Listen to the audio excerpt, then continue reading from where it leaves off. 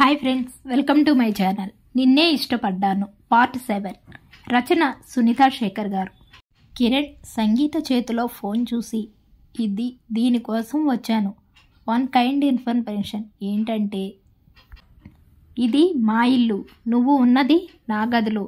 నువ్వు త్వరగా రెడీ అయ్యి బయటికి వెళ్తే నేను రెడీ అవుతాను అంటాడు. సుమ అరవిందల నిశ్చితార్థం కిరణ్ వాళ్ళ ఇంట్లో జరుగుతుంది. సాయంత్రం పార్టీ ఉండటంతో అందరూ రాత్రికి అక్కడికే ఉంటారు. సంగీతను రాత్రి తన గదిలోకి తీసుకుని వచ్చి పడుకోబెడతాడు. ఇదంతా తన రూమ్లోనే జరుగుతుంది. నీ రూమ్లో ఉండిపోవాలని నాకేం లేదులే అంటూ ముందుకు వెళుతూ ఉంటుంది సంగీత. కిరణ్ ఫోన్ మోగుతుంది. కంగారుగా ఫోన్ మాట్లాడుతూ బయటకు వెళ్ళేటప్పుడు సంగీత ఉందనే విషయం మర్చిపోయి డోర్ వేసి వెళ్తాడు. సంగీత కిరణ్ వెనకే వెళ్లడం వల్ల డోర్ వేయడంతో తన వేళ్లు డోర్లో పడి నలుగుతాయి. సంగీత నొప్పితో బాధపడుతుంటే సిరి కిరణ్ అక్క చూసి తనకు ఫస్ట్ ఎయిడ్ చేస్తుంది. సిరి సంగీతకు ఫస్ట్ ఎయిడ్ చేస్తున్నప్పుడు చిన్ను వచ్చి మమ్మీ డాడీ వచ్చారు అని సంతోషంగా చెబుతుంది. సిరి సంతోషపడి అమ్మమ్మకు చెప్పుపో డాడీ వచ్చారని చెబుతుంది. సంగీత సిరితో మీరు వెళ్ళండి, మీ ఆయన వచ్చారు కదా, నేను కట్టుకుంటాను అంటుంది. పర్వాలేదులే అని తనకు కట్టుకట్టి తన రూమ్కి వెళుతుంది. అదేంటి వీళ్ళ ఆయన బయట ఉంటే తాను రూమ్లోకి వెళుతుంది అనుకుంటుంది సంగీత. చిన్ను డాడీ తనతో మాట్లాడి కనీసం ఇంట్లోకి కూడా రాకుండా అటు నుంచి అటే వెళ్ళిపోతాడు. ఇతను నిన్న ఎంగేజ్మెంట్కి కూడా రాలేదు, ఈరోజు కనీసం ఇంట్లోకి రాలేదు. సిరి తన హస్బెండ్తో మాట్లాడకుండా అతను వచ్చినప్పుడు రూమ్లోకి వెళ్ళింది. ఇంకా బయటికి రాలేదు. అసలు ఏం జరుగుతుంది ఈ ఇంట్లో అని అర్థం కాక తికమకగా బిక్కమొహం వేసుకొని చూస్తూ ఉంటుంది సంగీత. టిఫిన్ చేయడానికి అందరినీ పిలుస్తుంది సీత. అందరూ డైనింగ్ టేబుల్ దగ్గరకు వచ్చి కూర్చుంటారు, సిరి తప్ప. ప్రతాప్ రామారావుతో బావగారు ఇంకొక 10 రోజుల్లోనే పెళ్ళి. మీ ఇంటి పిల్ల ఇంకొక 10 రోజుల్లో మా ఇంటి పిల్ల కాబోతుంది. నాకు చాలా సంతోషంగా ఉంది. నాదొక చిన్న రిక్వెస్ట్ అండి. ఏంటండి బావగారు అంటాడు రామారావు. పెళ్ళి అయ్యేంత వరకు మీరిక్కడే ఉండండి అని ప్రతాప్ సీత ఇద్దరూ రిక్వెస్ట్ చేయడంతో మొహమాటంగానే అక్కడ ఉండటానికి ఒప్పుకుంటాడు. సంగీత సుమ ఇద్దరూ అందరికీ టిఫిన్ వడ్డిస్తూ ఉంటారు. సంగీత ఎడమ చేతితో టిఫిన్ వడ్డించడం కిరణ్ గమనిస్తాడు. సుమ చట్నీ అందించమని అడిగితే ఎడమ చేతితో అందిస్తూ ఉంటుంది. అదేంటమ్మా ఎడమ చేతితో ఇస్తున్నావు, అలా ఇవ్వకూడదు తల్లి అని సీత సంగీతతో చెబుతుంది. కిరణ్కు ఒక్కసారి సంగీత చిన్నుకు చెప్పిన మాటలు గుర్తొస్తాయి. చిన్ను తనకు ఎడమ చేతితో పెన్ను ఇస్తుంటే సంగీత చిన్నుతో పెద్దవాళ్లకు ఎవరికి ఏమైనా ఇచ్చేటప్పుడు ఎడమ చేతితో ఇవ్వకూడదు, అది బ్యాడ్ హ్యాబిట్ అని తనకు చెప్పింది గుర్తొస్తుంది. అందరికీ చెబుతుంది ఎవరికి ఎడమ చేతితో ఏ వస్తువు ఇవ్వకూడదు అని. అలాంటిది ఇదే ఇప్పుడు ఇస్తుందేంటి అని తన చేతి వైపు చూస్తాడు. చేయి కనిపించకుండా బయట కొంగుతో కవర్ చేస్తుంది సంగీత. దీని చేతికి ఏమైంది అనుకుంటూ ఆలోచిస్తూనే టిఫిన్ చేసి ఆఫీస్కి వెళ్ళిపోతాడు కిరణ్. సంగీత సీతతో అత్తమ్మ సిరి టిఫిన్ చేయడానికి రాలేదు, తను రూమ్కు తీసుకువెళ్ళనా అని అడుగుతుంది. నువ్వు వద్దులేమ్మా నేను తీసుకువెళ్తాను అనే సిరికి టిఫిన్ తీసుకువెళుతుంది సీత. సంగీత టిఫిన్ చేసి హాల్లో కూర్చుని ఉంటుంది. సిరి అక్కడికి వచ్చి తన పక్కన కూర్చుని కబుర్లు చెబుతూ ఉంటుంది. సంగీత సిరితో సిరిగారు మిమ్మల్ని ఒక విషయం అడగొచ్చా, తప్పుగా అనుకోకండి ప్లీజ్ అంటుంది. ఏంటో చెప్పు సంగీత అని అంటుంది. మీకు మీ హస్బెండ్కు మధ్య ఏమైనా గొడవ ఉందా అని అడుగుతుంది. ఆ మాట అడగగానే సిరి ఫేస్ డల్ అయిపోతుంది. సారీ అండి, మీ పర్సనల్ విషయం అడిగి ఇబ్బంది పెట్టేంటే అంటుంది. అలాంటిది ఏమీ లేదులే సంగీత, అదేం అంత పర్సనల్ ఏమీ కాదు, అందరికీ తెలిసిందే. ఏమి జరిగింది సిరిగారు అని అడుగుతుంది. సిరి గుండె నిండా ఊపిరి పీల్చుకొని చెప్పడం మొదలు పెడుతుంది. నాది వారిది పెద్దలు కుదిర్చిన పెళ్ళి. ఆయన నేను చాలా అన్యోన్యంగా ఉండేవాళ్ళం. నన్ను చాలా ప్రేమగా చూసుకునేవారు. నేనేమడిగినా తెచ్చిచ్చేవారు. ఎంతో అపురూపంగా చూసుకునేవారు. మా ప్రేమకు గుర్తుగా చిన్ను పుట్టింది. దాంతో ఇంకా అందంగా మారింది మా లైఫ్. ఆయన ఎంత చెప్పినా వినకుండా ఆయన చేసే జాబ్ మానేసి ఫ్రెండ్స్తో కలిసి బిజినెస్ స్టార్ట్ చేశారు. కొన్నాళ్ళు బిజినెస్ బాగానే రన్ అయింది. ఆ తర్వాత ఏమైందో తెలీదు, బిజినెస్ దివాలా తీసింది. దాంతో అప్పులు వాళ్ళు ఇంటి మీద పడ్డారు. దాంతో ఉన్న ఆస్తి కరిగిపోయింది. బిజినెస్లో నష్టం రావడంతో ఆయన చాలా డిప్రెషన్కు లోనయ్యారు. డాడీ వాళ్ళు హెల్ప్ అడుగుదాం అంటే వద్దనేవారు. ఏదైనా జాబ్ చేయమంటే చిన్న జాబ్స్ చేయననేవారు. దాంతో ఇల్లు గడవటం కష్టమైంది. నేను జాబ్కు వెళ్లాల్సి వచ్చింది. దాంతోనే ఇల్లు గడిపేదాన్ని.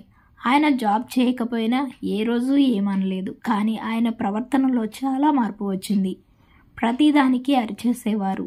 అది బాగోలేదు, ఇది బాగోలేదని ఏదో ఒక దాని మీద పెట్టి రోజూ తిట్టేవారు, కొట్టేవారు కూడా. కానీ దానికి నేను ఏ రోజు బాధపడలేదు. ఎందుకంటే ఆయనను మొగుడు అనుకొని భరించి ఉంటే భారమయ్యేవారేమో. కానీ నేను ఆయనను నా బిడ్డ అనుకున్నాను. మనం కడుపుతో ఉన్నప్పుడు బిడ్డ మనలను తంతే దానికి మనం బాధపడం కదా, హ్యాపీగా ఫీల్ అవుతాం. నేను ఆయన నన్ను కొట్టినప్పుడు బాధపడేదాన్ని కాదు. అలా ఆయన మనసులో ఉన్న బాధను నా మీద చూపించి కొంచెమైనా రిలీఫ్ అవుతున్నందుకు హ్యాపీగా ఫీల్ అయ్యేదాన్ని. ఒకరోజు చిన్నుకు ఫీవర్ చాలా ఎక్కువగా వచ్చింది. నాకు లీవ్ దొరకలేదు తనను చూసుకోవడానికి. ఆయనకు చెప్పి ఆఫీస్కి వెళ్ళాను. నేను వచ్చేసరికి ఆయన ఇంట్లో లేరు. చిన్నుకు బాగా జ్వరంగా ఉండి స్పృహ లేకుండా ఉండి పడిపోయింది. నాకు కాళ్ళు చేతులు ఆడలేదు. ఏం చేయాలో అర్థం కాలేదు. కిరణ్కు కాల్ చేశాను రమ్మని. సాయంత్రం చీకటి పడుతున్నప్పుడు ఇంటికి వచ్చారు ఆయన. నాకు చాలా కోపం వచ్చింది ఆయన మీద. తిట్టేశాను. మగాడు కదా నేను తిట్టాను అని. ఆయన అహం దెబ్బతిని నన్ను కొట్టారు. కిరణ్కు నేనంటే చాలా ఇష్టం. అప్పుడే వచ్చిన కిరణ్ అది చూసి కోపంలో వాడు కూడా ఆయనపై చేయి చేసుకున్నాడు. నన్ను పాపను అక్కడి నుంచి తీసుకొని వచ్చేశాడు. పాపకు ట్రీట్మెంట్ ఇప్పించాడు. ఇంటికి రాగానే డాడీకి విషయం తెలిసి ముందు బాధపడ్డారు. తర్వాత భార్యాభర్తల మధ్య ఇలాంటివి సహజం అని సర్ది చెప్పాలని చూశారు. కిరణ్ వినలేదు. ఆయన వచ్చి నా కాళ్ళు పట్టుకుని సారీ చెబితే కానీ పంపనని ముందు పట్టుపట్టాడు. డాడీ మాటకు ఎప్పుడూ ఎదురు చెప్పని కిరణ్ అలా ఎదురు చెప్పడంతో ఇద్దరి మధ్య చాలా పెద్ద గొడవే జరిగింది. వాడు ఇల్లు వదిలిపెట్టి వెళ్ళిపోయాడు. నా వలన ఎంతో చక్కగా ఉన్న కిరణ్ డాడీ మధ్య గొడవ అయ్యిందని నాకింకా గిల్టీ ఫీలింగ్ ఉంది. ఆయన అప్పుడప్పుడు వచ్చి పాపను చూసి వెళ్తారే తప్ప నా దగ్గరకు రారు. ఆయన ఎందుకు మారారో తెలీదు. నేను ఆయన వలన ఎంత బాధపడుతున్నానో చెప్పాలనుకోవడం లేదు. కానీ జీవితంలో నాలాగా ఆయనను ఎవ్వరూ ప్రేమించలేరని తెలుసుకున్న రోజు ఆయన తప్పకుండా నా దగ్గరికి వస్తారనే నమ్మకం. ఆ రోజు కోసం ప్రతిరోజు ఎదురు చూస్తున్నాను. అందుకే ఈ వెయిటింగ్ అని కంప్లీట్ చేస్తుంది. సంగీత సిరి చెప్పింది విని చాలా బాధపడుతుంది. తలుపు చప్పుడు అవుతుంటే వెళ్ళి డోర్ ఓపెన్ చేస్తుంది. సుమ ఎదురుగా అరవింద్ను చూసి, అరవింద్ నువ్వేంటిక్కడ? ఆఫీస్కు వెళ్ళావు కదా, ఎప్పుడొచ్చావు అని అడుగుతుంది. నిన్ను చూడాలనిపించి వచ్చేసాను అంటాడు. నిన్నటి నుంచి చూస్తూనే ఉన్నావు కదా, ఈ రోజెందుకో నువ్వు నాకు కొత్తగా కనిపిస్తున్నావు అంటాడు. నేను రోజులాగానే ఉన్నానే, నీకెందుకు కొత్తగా కనిపిస్తున్నాను అంటుంది. అదేమో తెలియదు కానీ ఈరోజు నువ్వు చాలా అందంగా ఉన్నావంటూ రూమ్లోకి వచ్చి తలుపేస్తాడు. ఎందుకు తలుపేస్తున్నావు? వెళ్ళి ఇక్కడి నుంచి, ఎవరైనా చూస్తే ఏమనుకుంటారు, వెళ్ళు పో అంటుంది. ఏంటి ఇందాక నుంచి వెళ్ళిపో అని అంటున్నావు? మొగుడిని ఎలాగైనా చూసుకునేది అంటాడు అరవింద్. హలో అరవింద్ గారు, మీరింకా నా మొగుడు కాలేదండి అంటుంది. సుమగారు, నిశ్చితార్థం అయ్యిందంటే సగం పెళ్ళైనట్లేనండి. ఇప్పుడు నువ్వు అఫీషియల్ నా భార్య పని అర్థం అంటాడు. సగమే కదా, ఇంకా పూర్తిగా కాలేదు కదా, వెళ్ళి ఇక్కడి నుంచి, ఎవరైనా చూస్తే ప్రాబ్లం అవుతుంది అంటుంది. చూస్తే చూడని, నా పెళ్ళం దగ్గరికి నేను వచ్చాను అంటాడు. ప్లీజ్ అరవింద్, చెప్పింది అర్థం చేసుకో. ఏంటే అర్థం చేసుకునేది అంటాడు. ఇందాక నుంచి చూస్తున్నా, వెళ్ళిపోని తెగ నస పెట్టేస్తున్నావు. ఇప్పుడే నా మాట వినడం లేదు, రేపు పెళ్ళైనాక వింటావా? నాకైతే నమ్మకం లేదు అంటాడు అరవింద్. అప్పుడు వింటానులే, ఇప్పుడు నేను చెప్పింది విను అంటుంది. నేను వినను, నువ్వే నా మాట విని నేను చెప్పినట్లు చేయాలి అంటాడు. ఏం చేయాలి?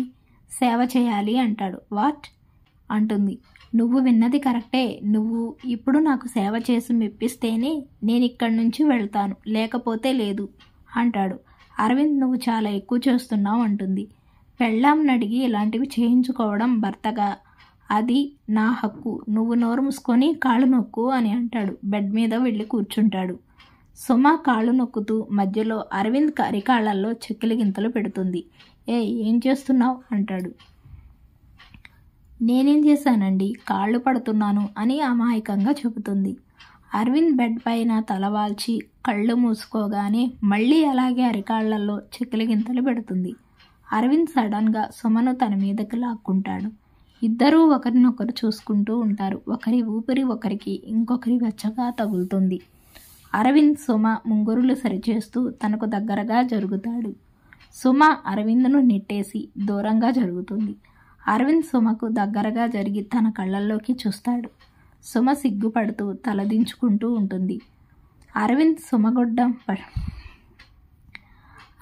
సుమగడ్డం పట్టుకుని తలపైకి ఎత్తుతాడు. ఏంటి ఇదంతా సిగ్గే అంటూ ఒకరి కౌగిలిలో ఒకరు సేద తీరుతూ ఈ లోకాన్నే మర్చిపోతారు. తలుపు చప్పుడు విని ఇద్దరు ఈ లోకంలోకి వస్తారు. సుమ అరవింద్కు దూరంగా జరిగి కంగారుగా ఎవరికి వచ్చుంటారు అని అంటుంది సుమ. ఏమో నాకేం తెలుసు, వెళ్ళి డోర్ ఓపెన్ చేయి తెలుస్తుంది అంటాడు. నిన్ను ఇలా నా రూమ్లో ఎవరైనా చూస్తే ఇంకేమైనా ఉందా అని కంగారు పడుతుంది సుమ.